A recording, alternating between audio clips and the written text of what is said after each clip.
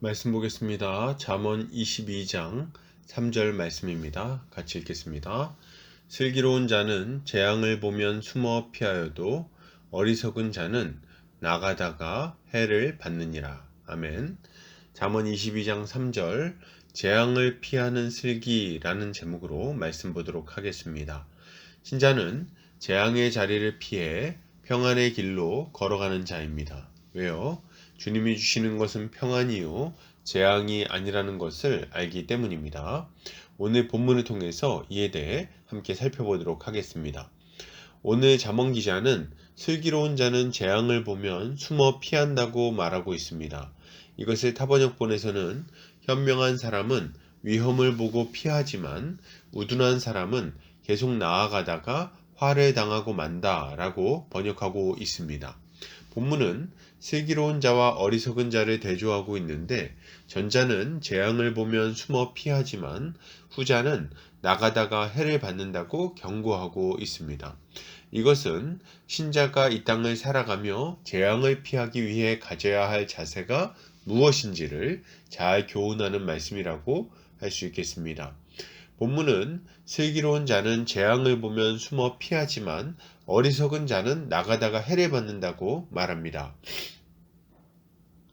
여기서 재앙은 라라는 단어가 사용되었는데 나쁜, 악한 것 등의 의미를 가지고 있습니다. 그리고 숨어 피하다는 사타르라는 단어가 사용되었는데 이 단어는 숨기다, 감추다 등의 의미를 가지고 있어요. 그러니까 정리해 보자면 슬기로운 자는 인생에 큰 재앙이 찾아오는 것을 보고 피하여 숨는다는 말을 하고 있는 것입니다. 이것은 매우 당연한 말이죠. 사고가 날 것 같으면 피해야 하고 전염병이 유행하면 조심해야 됩니다. 이런 재앙이 다가오고 있는데도 불구하고 그것을 대비하지 않는다면 그것은 그야말로 어리석은 자라고 할 수 있는 거죠. 이어서 본문은 어리석은 자는 재앙을 보고도 나가다가 해를 받는다고 말하고 있습니다. 여기서 어리석은 자는 패티라는 단어를 사용하고 있는데 이 단어는 단순한 순진한이라는 의미를 가지고 있어요. 그리고 나아가다는 아바르라는 단어를 사용하고 있는데 이 단어는 지나가다, 건너가다 라는 의미를 가지고 있습니다. 그러니까 정리해보자면 순진하고 단순한 사람은 안 좋은 재앙이 예상됨에도 불구하고 그냥 가던 길로 건너가려고 하다가 큰 해를 당한다고 말하고 있는 거죠. 여기서 우리가 주목해서 볼 지점은 이 사람이 재앙이 다가오는 것을 보고도 자신이 가던 길을 멈추지 않고 그냥 걸어갔다는 부분입니다. 이 사람은 재앙이 다가오는 것을 모르지 않았습니다. 지금 길로 계속 가면 무언가 안 좋은 일이 생길 것이라는 것을 뻔히 보고 있었다는 거죠. 이 사람이 보여야 할 마땅한 반응은 그것을 경계하고 조심하고 숨어 피하는 것이었습니다. 그런데 이 단순한 사람은 속으로 무슨 생각을 한 것입니까? 괜찮겠지 뭐 별일이야 있겠어? 지금까지도 아무 일 없었는데 뭘? 이런 생각을 하면서 재앙의 길로 그냥 걸어간 거죠. 이런 어리석은 사람이 어디 있습니까? 그는 만날 만한 재앙을 만난 것이고 그로 인해 영혼과 육체에 큰 해를 입게 되는 것입니다. 이 말은 우리에게 큰 교훈을 줍니다. 우리는 충분히 재앙을 예상할 수 있어요. 어떻게요? 하나님의 말씀이 우리에게 무엇이 위험한 길인지, 무엇이 우리의 인생을 무너뜨리는지에 대해서 자세하게 경고를 하고 있기 때문입니다. 뭐라고요? 보증 서지 않아야 한다. 돈을 탐내지 말아야 한다. 음료의 길을 조심해야 된다. 거짓말하는 것은 결국 들통나서 패가 망신하게 한다. 등등 우리 삶의 모든 영역에 있어서 경고와 경계의 말씀을 주고 있는 거예요.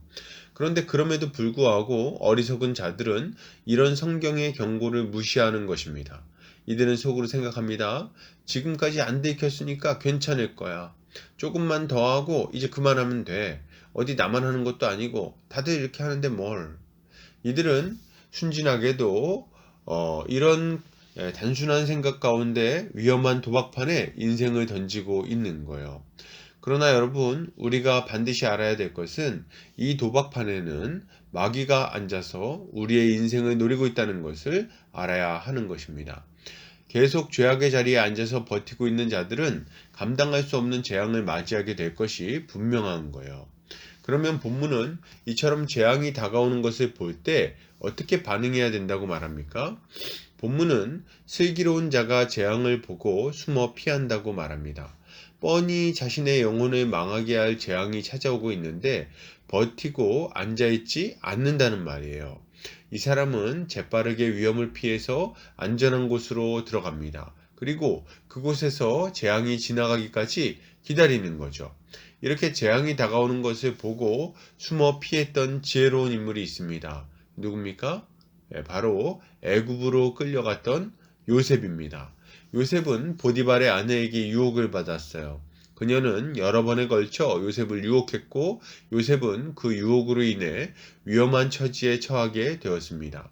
이때 요셉이 보인 반응이 무엇이었습니까? 그는 겉옷을 벗어 던지고 죄악의 자리에서 신속하게 빠져나왔습니다. 그는 사단의 손아귀에서 도망쳐서 하나님의 손 아래로 숨은 거예요. 이것이 얼마나 지혜로운 행동입니까? 그는 잠시간 고난을 당하게 되었지만 자신의 영혼을 보존할 수 있었을 뿐 아니라 하나님의 귀한 일꾼으로 쓰임받을 수 있었던 거죠. 이와는 반대로 재앙이 다가오는 것을 보고도 피하지 않고 계속 죄악의 길로 나아가다가 큰 해를 당한 사람이 있습니다. 누굽니까? 바로 다윗이죠.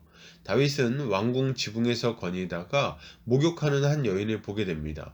그는 그녀가 자신의 장수 중 하나인 우리아의 아내임을 알았음에도 불구하고 멈추지 않았어요. 이후에는 어떻게 됩니까? 자신의 범죄를 숨기기 위해 더 큰 범죄를 저지르게 됩니다. 그는 하나님의 계명을 알고 있었음에도 불구하고 피하지 않고 재앙의 길로 다른 박질을 한 것입니다. 그 결과는 무엇입니까? 그는 말로 다할 수 없는 수치와 고통을 당하게 된 거예요. 그러므로 여러분, 이것을 생각해 볼 때 우리가 가져야 될 마땅한 태도는 무엇일까요? 먼저 우리는 재앙을 경고하는 하나님의 말씀을 심상하게 듣지 않아야 합니다. 그저 늘상 하는 이야기나 부모님의 잔소리 정도로 생각하면 안 된다는 말이에요. 도리어 이러한 말씀이 곧 닥쳐올 재난에 대한 다급한, 긴급한 경고임을 알고 주의해야 하는 것입니다. 어떻게 주의해야 됩니까? 지금 앉아있는 죄악의 자리에 무서운 재앙이 덮쳐올 것을 알고 피하여 숨어야 하는 거예요. 우리는 죄의 자리를 떠나서 우리 주님의 품 안으로 피해야 하는 것입니다.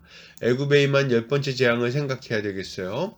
애굽 왕 바로는 하나님의 경고를 듣고도 재앙의 자리를 피하지 않다가 애굽의 모든 장자들을 죽게 만들었습니다. 그러나 하나님의 백성들은 죽지 않았죠. 어린 양의 피를 바른 문설주 뒤에 숨었기에 죽음의 천사를 피할 수 있었던 것입니다.